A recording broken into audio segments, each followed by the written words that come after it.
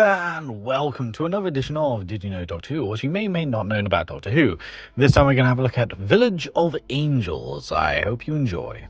Like with other stories in the Flux storyline, Village of Angels was meant to have been a separate, unconnected story, but was ultimately altered as a result of the coronavirus pandemic. Chris Chibnall has stated that the storyline of Village of Angels began with an idea of an episode exploring psychic research in the 1960s. The Weeping Angels and the character of Jericho were woven in later on. This episode is the second episode of Doctor Who to feature a mid-credits scene, the first being Death in Heaven.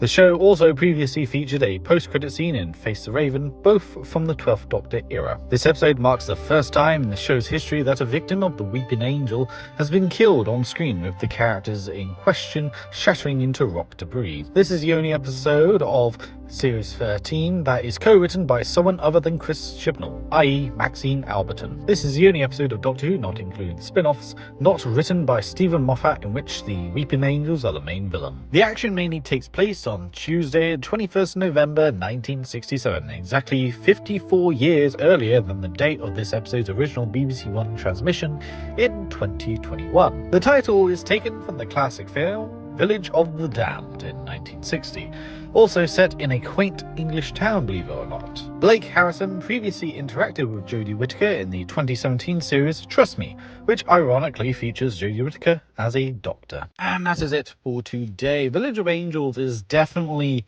one of the better stories of Flux. There's two stories in Flux in particular which are fan favourites, so to speak, or ones which are actually good, whereas the rest of the series is quite bad, honestly.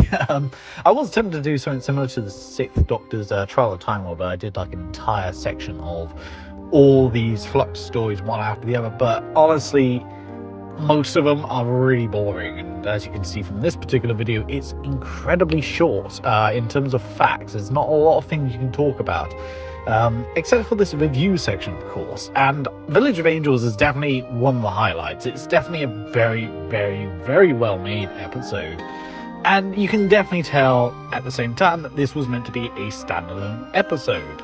You can tell this was meant to have been something completely different, and instead they just kind of just dropped the ball because they wanted to make a whole series, serial, so to speak, in Flux, and as a result this one kind of got stapled to the Flux storyline. The other one is War of the Sontarans, which initially I was going to do before this episode in terms of Did You Know Doctor Who's, but I decided to use this one first because I think this one's much better than War of the Sontarans. I do like War of the Sontarans, but it is a very flawed story.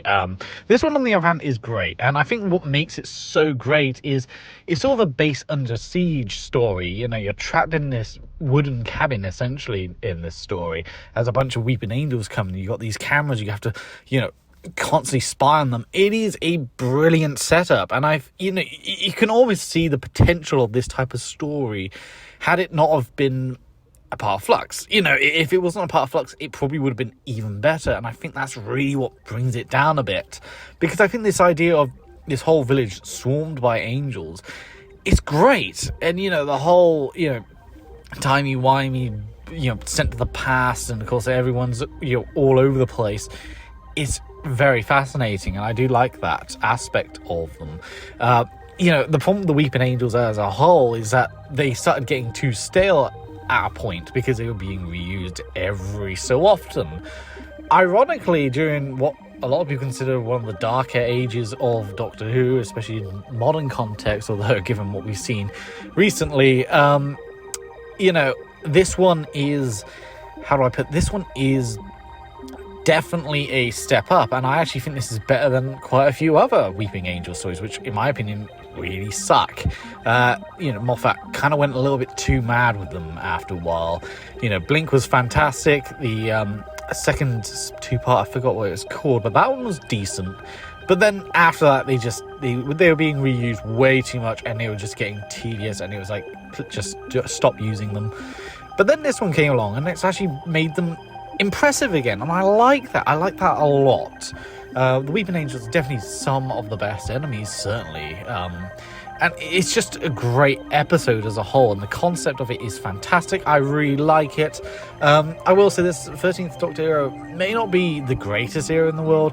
The CGI is certainly appalling during this era, but it does have that mise en scène which is really great. I love the darker lighting, I love the more, seriously toned down moments. I do like that, and this episode is no exception. I think this is a fantastic one.